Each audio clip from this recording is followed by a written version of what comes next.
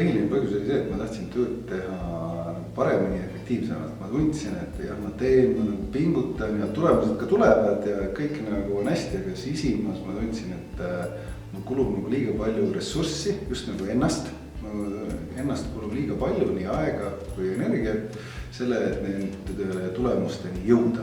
Siis ma võtsin Quantusega ühendust, tegin siin teste erinevaid ja nad soovitasid selle programmiga mul liituda. Alguses ma olin skeptiline, et mis mõtlesin, kuidas mingi juhtimise värk mind üldse aidata saab minu töös, et see ei ole võimalik, see on mingi aja raiskamine ja olin väga skeptiline.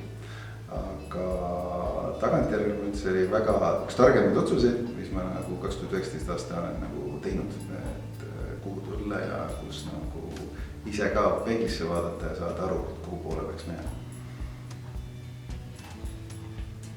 Kasu oli väga mitmekülgne. Esimene suurim väljakutse oli koostöö mentoriga, et ta tõesti paneb sind alguses küll suur nurka ja sa pead tõesti nagu otse ja ausalt peeglisse vaatama, et mida sa siis täna hästi teed ja kus on sinu pudelikaelad. See oli väga hea ja arendav.